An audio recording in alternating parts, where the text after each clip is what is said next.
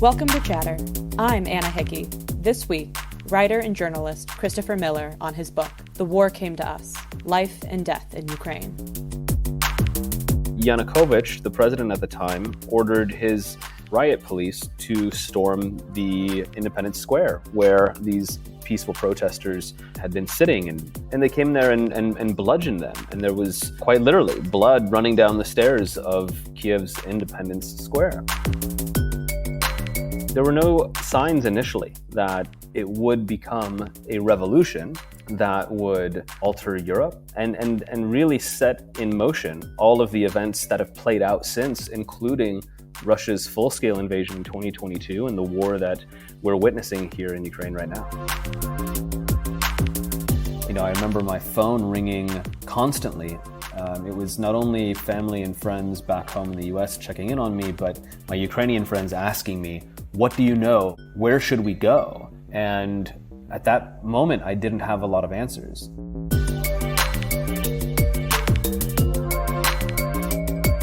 Christopher Miller, welcome to Chatter. Yeah, thank you. So in your book, you write about your experience living and working in Ukraine when you were first sent there by the Peace Corps. Obviously, in the almost 15 years since, Ukraine has seen some significant changes. But thinking back to when you first got there, what was your first experience? What did you expect when you first arrived in the Donbass? Yeah, actually, it was April 1st, 2010, when I arrived in Ukraine, first in Kiev, and then after a few months of Peace Corps language training and cultural lessons, I got sent out to eastern Ukraine, to a city called Bakhmut that a lot of people now know about because of the really brutal 10-month battle of the city that saw it unfortunately destroyed and occupied by Russian forces last year. But before it was one of the main battlegrounds in this war, it was a very peaceful city of more than 70,000 people. Just a provincial city, outside of the country's capital, that I would say, not a whole lot of people were talking about or really thinking about. And, to me, it felt like the other side of the world. I had been in journalism for a couple of years after graduating from university in Oregon, and decided to go off and have a little adventure for a couple of years. And the Peace Corps is a 27-month commitment. So I ended up in Ukraine, and I didn't choose. That's the other thing about the Peace Corps. You don't choose where you get to go, or at least at that point, volunteers didn't. So I was dispatched to Ukraine, and I didn't know anything about the place, about the people. I had never traveled to Eastern Europe at that point. It was all new, and for me, that was exciting. Making new friends, getting to know a place, moving into a new apartment, learning a new language. And that was something that was very difficult for me as well. I learned Russian because the language predominantly spoken in Eastern Ukraine was Russian. Even though, and maybe just a small detour, historically, Russian was not the language of Eastern Ukraine. Ukrainian used to be, but it was the Russians who shipped in Russian workers and Russian citizens during the industrialization period decades and decades ago. So they sort of Russified the area. But when I arrived there, people were mostly speaking Russian or a mix of Russian and some Ukrainian called Surzhyk. So that was a bit of a curveball, studying Russian, but then having to learn a mix of the two. No, it was a really interesting place, far off any beaten path. And it came at a really interesting moment for the country as well. The pro-Russian president, Viktor Yanukovych, who just several years earlier had fixed an election and sparked the Orange Revolution, had actually been democratically elected and came to power early in 2010. So I arrived just a couple of months after he took office. And I would say, generally speaking, the mood in the country was a bit downbeat, although some people in Eastern Ukraine, where his base was, were very pleased with the fact that he had come to office. So it was an interesting moment when I think the direction of the country was still very uncertain. It looked as though it was sort of being pulled closer into or back toward Russia's sphere of influence. It wasn't the very um, European-minded, democratically oriented, Western European-oriented country that we know today. And at that point, war was still far off, and nobody was talking about the possibility of a Russian invasion. In some places, some corners of eastern Ukraine, people were still talking very much about Ukraine and Russia being sort of brother nations. There was a lot of nostalgia for Russia and the former Soviet Union among older groups, pensioners in eastern Ukraine. And I would say, one of the things that I found really interesting was that while it was sort of thought of as this kind of backwater and far from Europe, there were a lot of young Ukrainians who were born in independent Ukraine and coming of age as young adults. And those were a lot of the people who I spent my time with. And that gave me, I guess, a sort of hope for Ukraine's future and for progress across the country, not only in Kiev, but also in provincial cities like Artyomovsk, which is what Bakhmut was called at the time before it returned to its historical name, Bakhmut, a few years later. I arrived then in 2010 and spent a couple of years there before relocating to the capital, Kiev, in 2012, and getting back into journalism as a foreign correspondent here in the capital. So the first part of the book that I wrote has a lot to do with those pre-revolution years between 2010 and 2013. So you learn a lot about Ukrainians, the culture, that political moment, how we got to the Euromaidan uprising that became the Revolution of Dignity. And thinking about like the interesting moment that Ukraine was going through in that time period, there's one story in that first part of the book that really stuck out to me. And it was Ilia, the father of a student you taught, who was like brought out his Donetsk Krivyo Rog Soviet Republic flag. And then some spoilers for later in the book, but you run across him later. And I just found that particular story incredibly interesting because it was, as you were saying, before the revolution, before there was any talk. So what was it like thinking about when he showed you his, I believe, AK-47 and his flag? What was it like to be in that moment? Did you have any expectations that was something you were going to experience while you were there?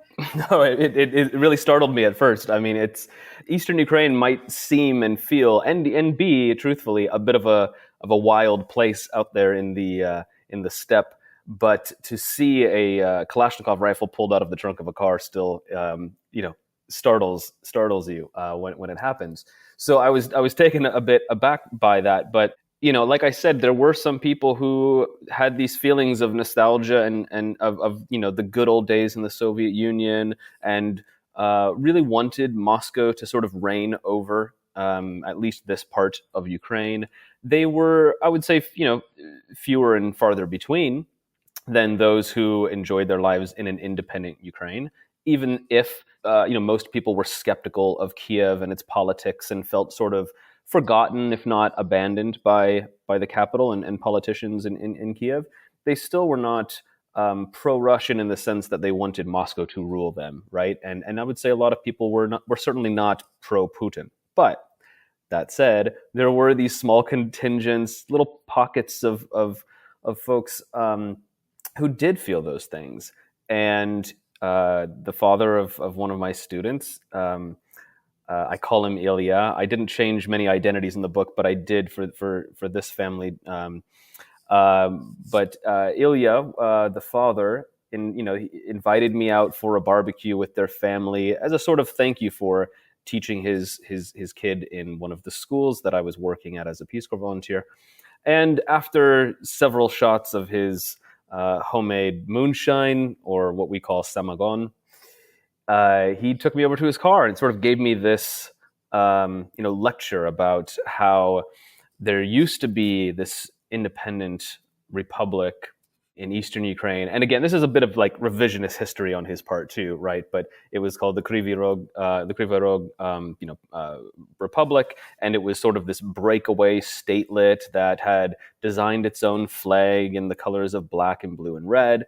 And he was telling me that he was part of this group that was a bunch of men, about 30 or 40 of them in Donetsk region, so eastern Ukraine, around where I was living, who were activists in the sense that they were sort of promoting the idea of this, the return of this breakaway statelet. And he said, we've even got our own flag, and we're prepared to, rise up and even fight for this and for our independence if necessary. And so he pops open the trunk of his old Soviet era Lada sedan, and he pulls out this flag and sort of explains it and the colors and their regional significance. And then after that, pulls out this kind of dinged up old Kalashnikov rifle and suggests that we go and do some target shooting with it. An idea that I quickly, no pun intended, shot down and said, I think we should move back to the barbecue. But it was an interesting moment. And honestly, I saw him several times after that because I worked at the school where his child was a student. But I didn't think that after I finished the Peace Corps and became a journalist and moved to Kiev that I would ever return to eastern Ukraine to report on a war, let alone bump into him, which is what happened some years later when I returned to the city of Bakhmut and was pulling in to a checkpoint manned by some Russian and pro-Russian fighters, and one of them happened to be him. And there's this sort of somewhat tense moment where I've got guns drawn on me that moves to a bit more of a humorous situation when he realizes that I'm inside of the car and invites me to meet some of the men that he had described to me years earlier. And I'm imagining that when you first saw the flag in that first encounter, you never ever thought that so many years later you would be coming across him in what would become an active war zone. But thinking back at that time period where it is this inflection moment for Ukraine, you kind of talk about ending up as a journalist in Ukraine.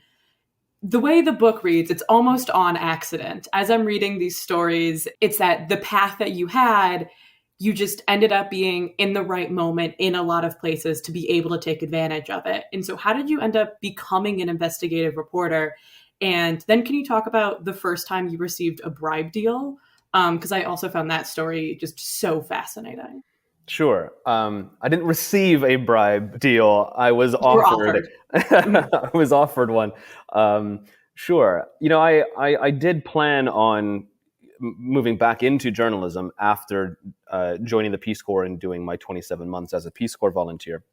And as I mentioned, I had been a reporter in Portland, Oregon prior to joining the Peace Corps. So my plan in a nutshell was because I had graduated in 2008 and the financial crisis had hit, and 2009 was not a great year either, and I needed to start paying student loans, and my journalism job at that time, to no surprise, did not pay very well. So I took a 2-month kind of break to go have an adventure, and I thought I would come back to Portland and get a job at the state paper and start my life again. And I did get back into journalism, but instead of going back to the U.S., I decided to stay in Ukraine because I just had such a great time in the Peace Corps, and I really got this itch to travel, to live abroad, to I guess the sort of life of an expat and the unpredictability and the challenges that come with that sort of excited me still. And so after living in Eastern Ukraine, I moved to Kiev. I started at this newspaper here it's still around, but it's in a very different form currently. But it's called the Kiev Post, and it was sort of an expat English language newspaper, one of the sort of newspapers that popped up in the post-Soviet space after the collapse of the Soviet Union. Like Russia had the Moscow Times, Prague used to have the Prague Post. There was one in Budapest. There was one in other Eastern European countries. In Ukraine, it was the Kiev Post. It had been around for many years. There was an expat editor, a couple other expat reporters. and myself included, and then several Ukrainian journalists. And so I there I really cut my teeth in doing investigative reporting, reporting on corruption here in Ukraine. At the time, of course, of which there was plenty to be reported on.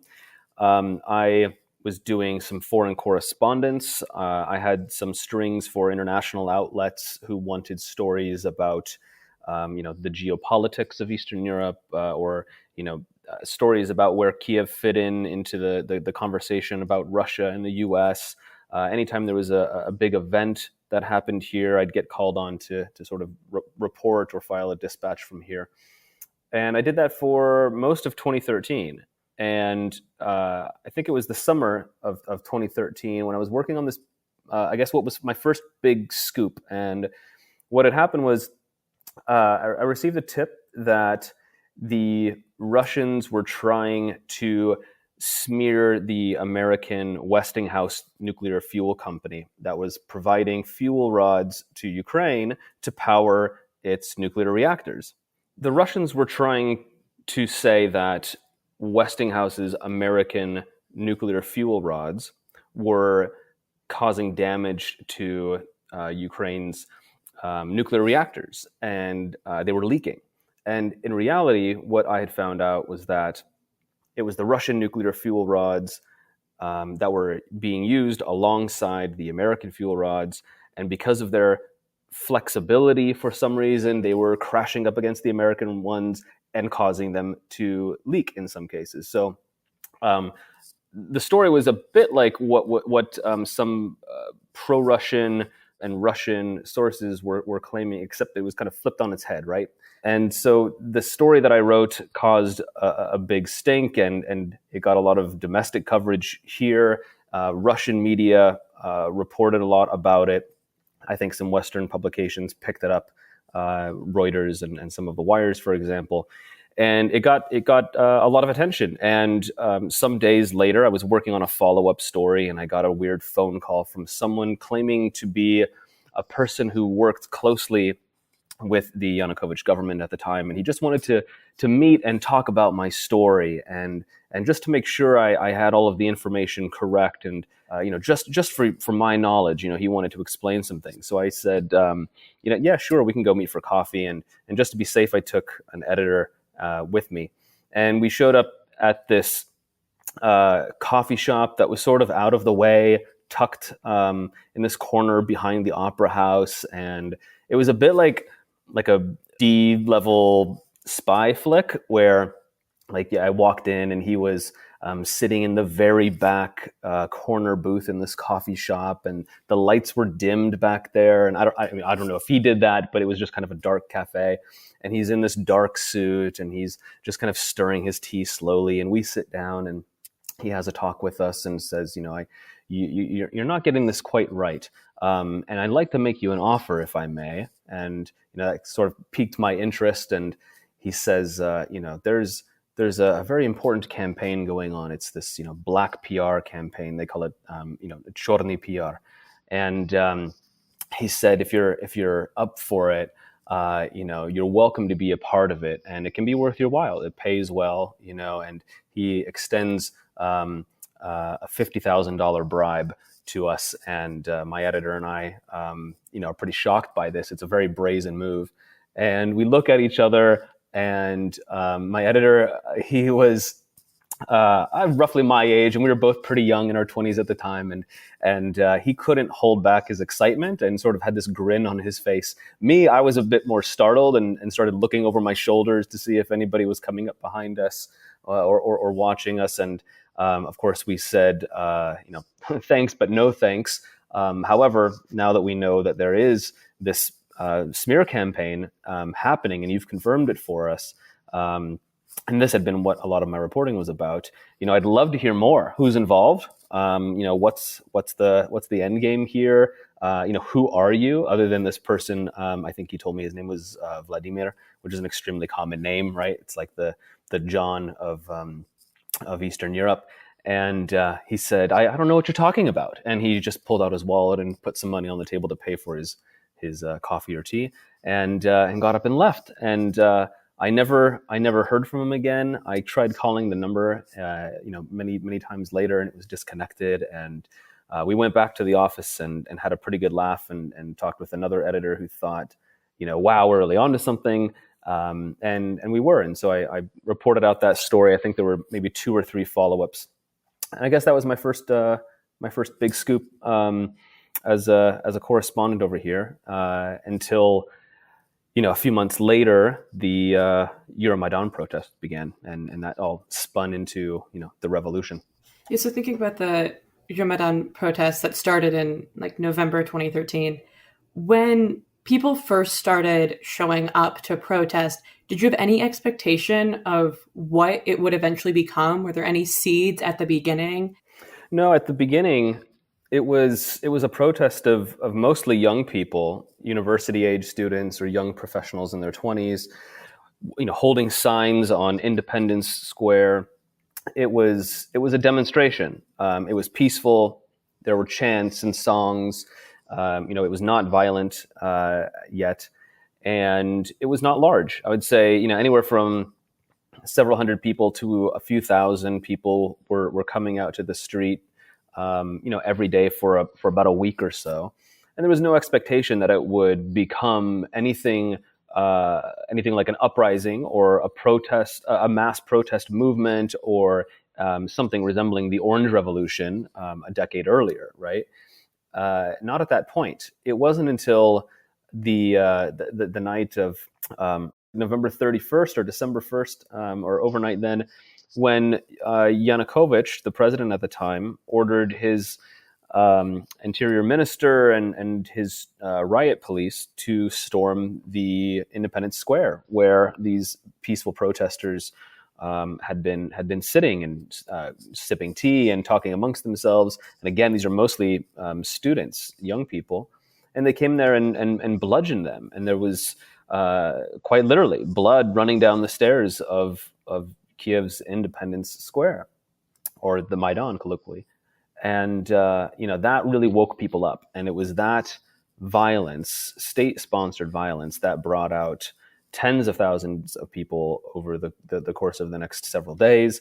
There were a couple of protests that the Ukrainians believe brought out as many as 1 million people, and it was a lot of people.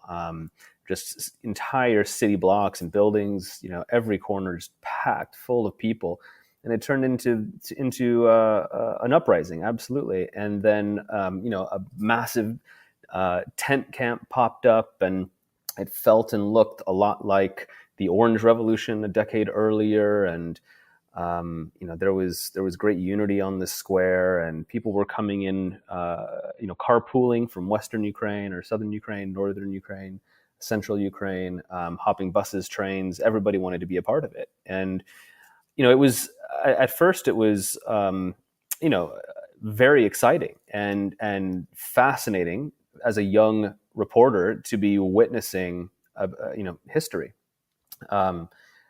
Things eventually grew more violent, which is something that I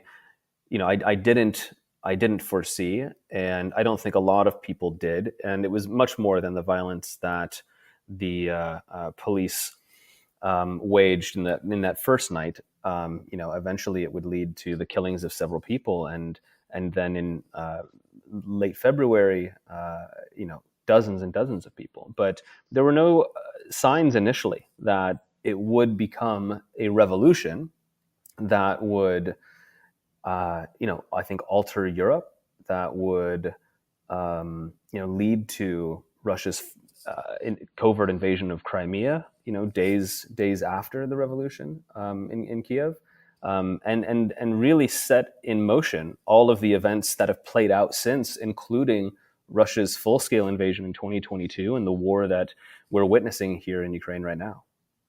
And then thinking about the Little Green Men and the covert Russian invasion of Crimea in 2014, when that occurred, when you were living in Ukraine, what was the reaction of the Ukrainians that were around you as there was this kind of first invasion of Russian forces, or at the time, alleged Russian forces into a part of Ukraine. Did it really impact people in Kiev, or was that like, that's so far away from us? It's kind of separate. It's kind of its own entity. I'm not that concerned about it. A little bit of both, to be honest. It was, I mean, first in Kiev, people were in a very celebratory mood, right? Yanukovych had been ousted by parliament after he fled the country. He was now in Russia. Protesters from Independence Square, the revolutionaries, had gone to his walled, massive compound that was the size of Monaco, that nobody had seen or been inside of for years, and they were climbing, scaling the walls and opening the gate and flooding the premises and just getting their first glimpse at what this kleptocrat had done, what he had stolen. Billions and billions of dollars worth of state assets and money, and so there really was this celebratory mood that immediately shifted people's attention to Crimea and caused a lot of confusion. At first, it wasn't clear what was happening. You used the word "little green men," which is the term that we use to describe the unmarked soldiers that were Russian soldiers that had snuck off their Black Sea base down in Crimea at the time, or been secretly airlifted in or driven in by boat by Russia. But there wasn't even time really to grasp what the ouster of Yanukovych meant when a lot of people turned to Crimea and were trying to make out what was happening.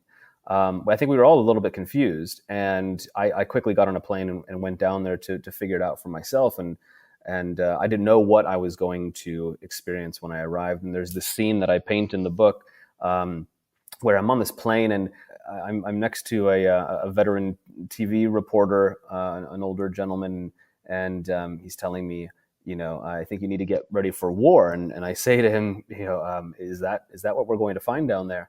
And I get off the plane, and at the airport, there are very few passengers. It's mostly just airport employees, police officers, and then there are dozens of Russian soldiers masked and in their uniforms, but without insignia. And they've got assault rifles, of course, and these were the little green men. And so as I moved across the city, I saw more and more of them, and it became more clear that there was this sort of covert, insidious invasion happening in real time across the peninsula. And every military base that I would go to, Ukrainian military base that is, or police station, or outside of the government buildings, there would be more of these Russians. Some of them had already taken control of these buildings, or were trying to force Ukrainians at military bases to change sides, to surrender, at least to vacate, to be able to take over.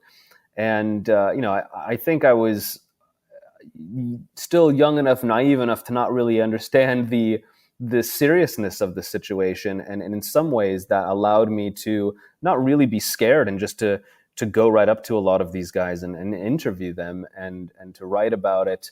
I think in this sort of very innocent, kind of eyewitness manner. I think if this happened now, and I'd at the age that I am in my late 30s and had gone down there, I think I may have taken a slightly different approach and maybe even been more cautious.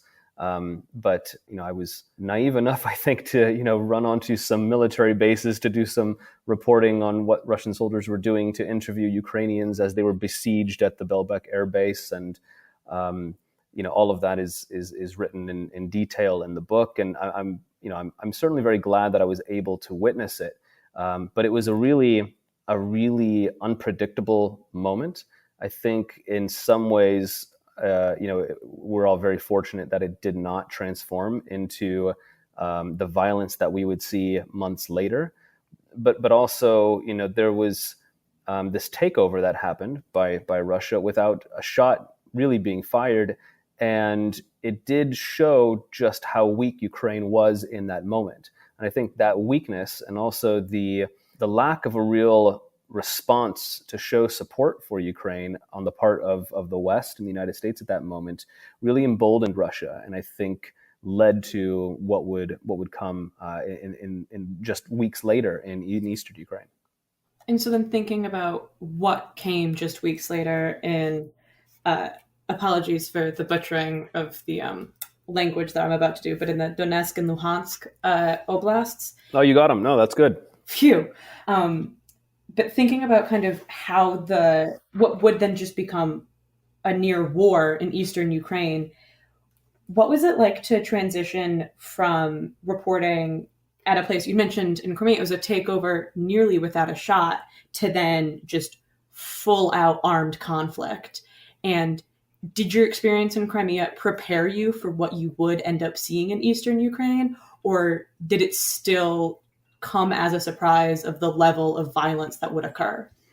Well, it prepared me in a way, because when I arrived back out in eastern Ukraine, there were armed gunmen setting up checkpoints, checking IDs of people passing through them, certainly treating journalists with great skepticism. So there was this really tense atmosphere that felt initially much like Crimea. They were using the same terminology to describe anybody who was pro-Ukrainian, calling them, Banderovцы, their version of a sort of like fascist. They were again very skeptical of journalists, especially foreign correspondents. So initially, it seemed and looked very similar, but it wasn't long before shots were being fired, and at that point, things really did change. I had to think more seriously about my personal security, how I would get around. At some point I made my way back to Kiev to grab a helmet, a vest, something that would allow me a little bit more protection before I returned. The one thing that helped me in eastern Ukraine was that I knew the region very, very well, as opposed to Crimea, which I had only visited, I think, 3 times prior to going down there to report on the annexation. In eastern Ukraine, where Russian troops had also sent in their little green men and were supported by gun-toting locals, I knew this area. I had crisscrossed the regions of Donetsk and Luhansk by bicycle, by bus, by train. I had friends there. I knew people who were on both sides of the emerging conflict. And so I had a lot of resources and contacts, and I knew my way around. That really helped me. But once things spiraled out of control, that was a completely different situation, and one that I had not found myself in. I never set out to be a war correspondent, a conflict reporter, nothing like that. And some journalists do, go out into the world and head over to the Middle East, or head over to, someplace in Africa, or now in Eastern Europe, and they want to be war correspondents. I did not want to be that person. I was much more of a journalist who thought of himself as a subject matter expert, that subject being Ukraine, and I really enjoyed my life in Kiev and being around in other places of the country. So, I learned as I went along. I spoke with some of the veteran correspondents who had seen what was going on and flew into Kiev and quickly rushed to where the action was. And they gave me some very good pointers and advice to keep me safe and also to do my job and ensure that I got some good reporting. And I think because of them and I think just my own good sense and really knowing that part of Ukraine very well, I was able to do what I think was a very good job of covering the early weeks and months of that first Russian invasion in 2014. And there's a lot of that in the book. I'm really proud of a lot of that reporting and some of the things that I was able to uncover, including war crimes committed by some of the Russian warlords in the city of Slavyansk, for example, or being one of the first journalists on the scene of the MH17 downing. But it was a completely different situation than Crimea. So, talking about the reporting that you did during that time period, one of the stories that really stood out to me was in, I believe, July 2014. You and another reporter found just a trove of documents from a Russian military officer named Igor Girkin. Can you talk about what you found and what that would lead to? Yeah. First of all, I'll give you a little bit of background on Girkin for anybody who doesn't know him. Now he sits in a jail in Russia for speaking out against the Kremlin and its invasion in 2022, for saying that Putin isn't going hard enough on Ukraine.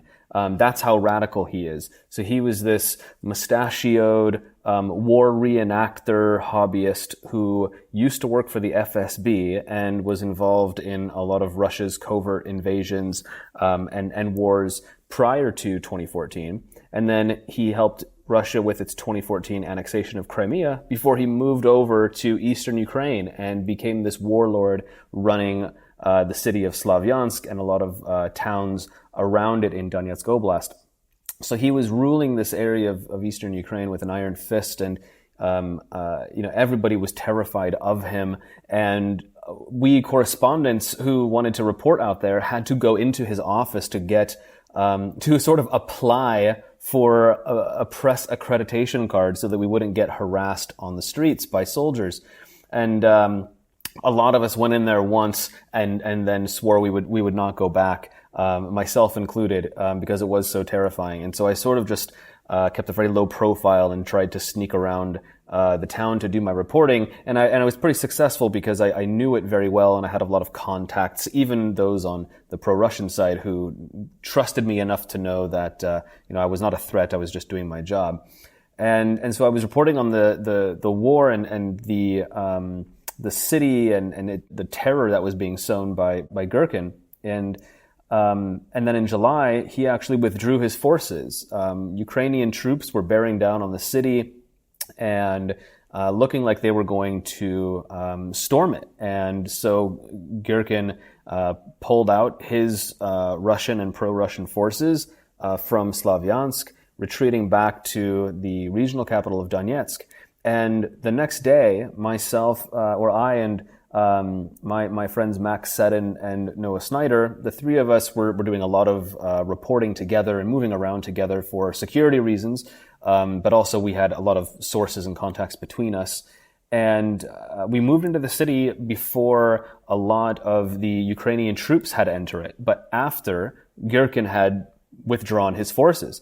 So there was this short window of time where we sort of had the city to ourselves, and people were finally coming out of their homes to see what was going on and telling us these horrific stories. And a lot of them included tales about people disappearing at the building that Girkin was using as his office. So we made our way over to this building, and inside we found it completely torn apart. It looked like they tried to burn it to the ground to hide evidence of their war crimes. There was oil and gasoline and empty alcohol bottles all over the place, and a bunch of documents had been burned. And we found a stack, though, that had not been burned. They failed to detonate, it looked like. Some of them were soaked in oil, and others were saved because they were wrapped in plastic folders. So we started rifling through them. And, these are all documents written in Russian. And so we're kind of, meticulously looking through them, but also cautious of the fact that at any moment, police or local people could come in and maybe usher us out. And I think it was Noah who first noticed the words, military tribunal, and somewhere down the page, execution by firing squad. And we all just kind of stopped and looked at each other, reread those words, and then said, just grab everything. And so we just kind of bundled everything up we could into our jackets and backpacks, and we were filthy because it was all covered in soot and oil, and we hightailed it out of there. Actually, we came under an artillery attack on our way to a hotel, but we eventually made it there. We laid out all these documents, dried them, photographed all of them, and then started meticulously going through them and cataloging them. And what we found was that Girkin, while he was ruling the city of Slavyansk for more than a couple of months, had created this quote-unquote military tribunal that was judging people and arresting people for petty crimes, stealing clothes, breaking into people's homes, lifting cars, but also more serious crimes, and then ordering them to be executed by firing squad. And they were justifying this by saying that it was necessary to keep order, and they were doing it under a World War II era Stalin-imposed law. And it just seemed so insane and outrageous. And so that night and over the next couple of days, I and Max and Noah each wrote our own stories around this and published them in our respective outlets. And it became a pretty big story and the first hard evidence of war crimes committed by Russia's soldiers in eastern Ukraine. I mean, it was a really striking story reading it in the book. You went back to Ukraine, and I believe November, December of 2021, a couple months before Russia launched its full-scale invasion into the country. Can you talk about your decision to go back and then what it has been like in Ukraine in the nearly 2 years since this full-scale invasion? Yeah, a lot's changed. And I did leave Ukraine, actually, in February of 2021, a year before the invasion, thinking that I would stay in New York. I'd done my time in Ukraine. I was trying my hand at a new beat covering national security after January 6th. And then Russia began building up its forces around Ukraine. So I went back at the end of 2021. And when I arrived back in Kiev, I saw a lot of my old friends and contacts, sources in government, in the military, and a lot of people were really scared. They did think that something big was about to happen, and they were concerned that their president Volodymyr Zelensky was downplaying it.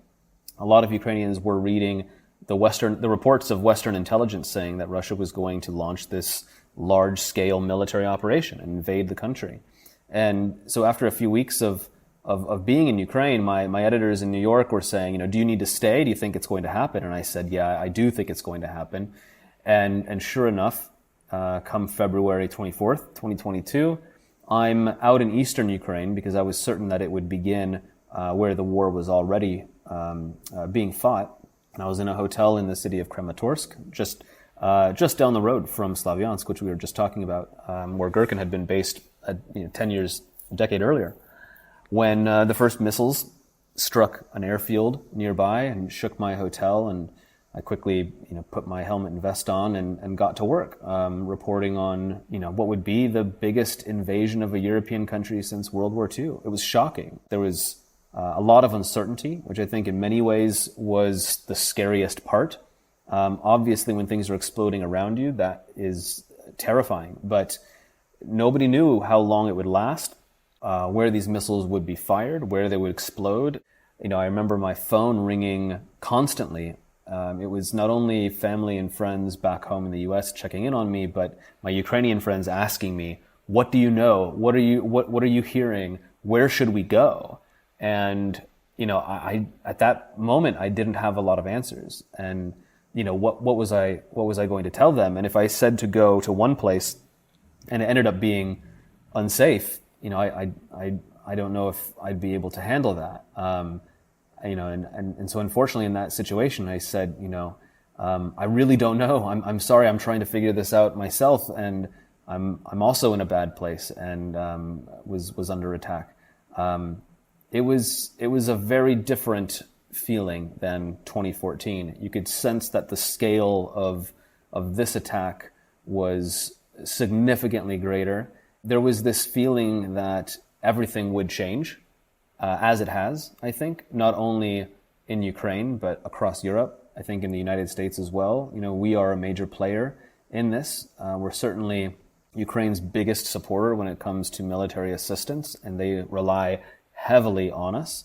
2 years now into this full-scale invasion, the Ukrainians are running low on troops, on ammunition. In the U.S., there's now a heated debate in Congress about whether or not to provide $60 billion of assistance. And I think if it doesn't come, they're going to be in a world of trouble here in Ukraine. And I think that could mark a new phase in the war when Ukraine has to learn to survive on its own. I think that is a situation that could get really ugly really quickly.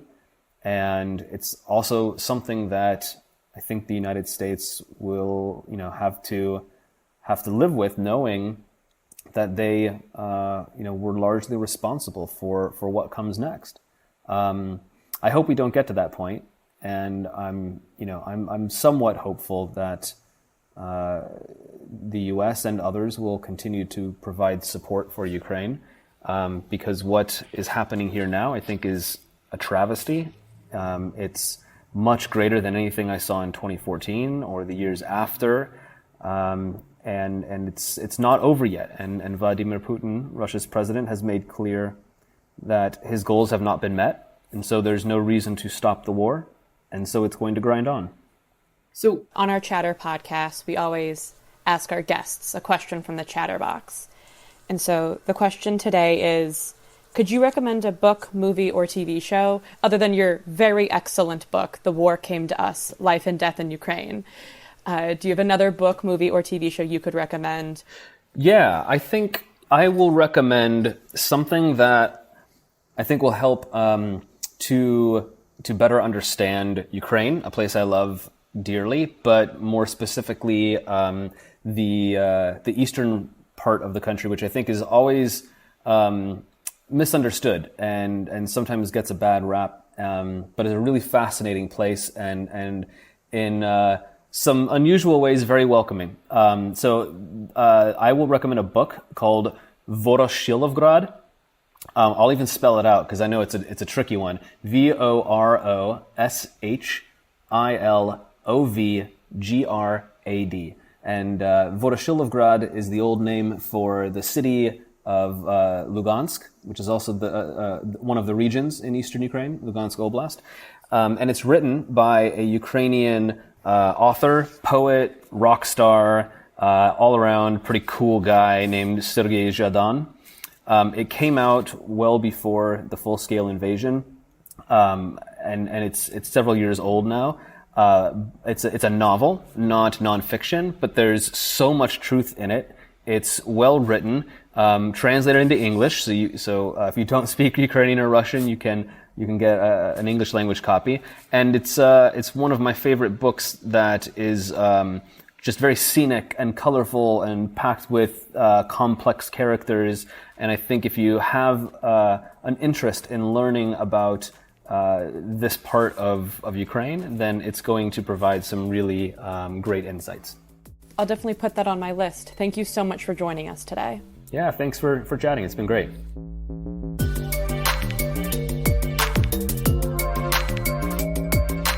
That was Chatter, a production of Lawfare and Goat Rodeo. Please subscribe to the podcast and find us on Twitter @ThatWasChatter.